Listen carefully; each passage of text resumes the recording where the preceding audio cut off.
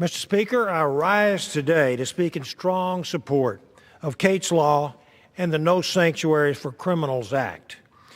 This Saturday, July the 1st, marks 2 years since the tragic death of 32-year-old Kate Stanley, who was shot and killed by an illegal immigrant who had 7 prior felony convictions and who had also been deported 5 times. Kate's death is a clear reminder that we must do more to stop the abuse of our immigration laws by criminals who repeatedly flaunt the rule of law by illegally re-entering the United States. Kate's Law puts in place new guidelines for stiffer penalties for criminal aliens who continue to re-enter the United States illegally. Kate's Law is desperately needed to protect the residents of the state of Texas.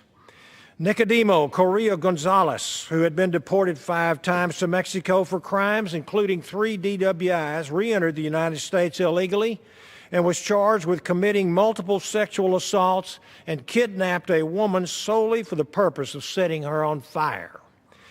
Current policy enables criminals to roam American streets no matter where they come from, with little fear of arrest and deportation.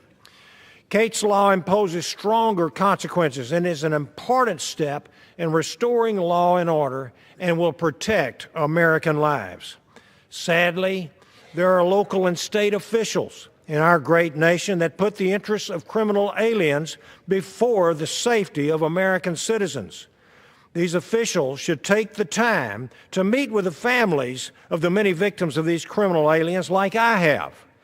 They will see the resulting tragedy of sanctuary city policies. To rein in such states and localities, we need to pass the No Sanctuary for Criminals Act, which will impose consequences on state and local jurisdictions that ignore federal immigration law by refusing to work with federal immigration officials to remove criminal aliens from the United States. In the first month of the Trump administration, Immigration and Customs Enforcement issued over 3,000 detainers. These are orders for local authorities to keep criminal aliens in custody for 48 hours to enable ICE agents to come and get them for deportation. Remarkably, 206 of these detainers were declined by sanctuary city jurisdictions. In other words, local authorities deliberately ignored ICE's detainer requests and released these dangerous individuals onto American streets. These weren't just petty criminals, folks. Their crimes included homicide, rape, assault, domestic violence, indecent exposure to a minor, sex offenses against minors, aggravated assault with a weapon, vehicle theft, kidnapping, driving under the influence, hit and run, and sexual assault.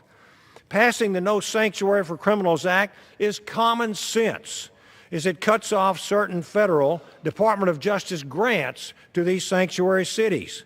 Our bill redirects these funds to states and localities that are cooperating with federal immigration authorities and making America safer. The message of this legislation is clear. American taxpayers are tired of footing the bill for states and localities that threaten their safety. Criminal aliens with final deportation orders make up more than 50% of foreign-born inmates sitting in our prisons right now. Our streets will be made safer by deporting these criminal aliens rather than letting them loose onto American streets. Local law enforcement officials should work with federal law enforcement agencies to keep criminals out of our country and off of these streets. This is why we must pass Kate's Law and the No Sanctuary for Criminals Act to prevent other deaths like Kate Stanley's. I am proud to support these 2 common-sense law and order bills and strongly urge my House colleagues to vote in favor of them today. Thank you, Mr. Chairman. The gentleman yields back.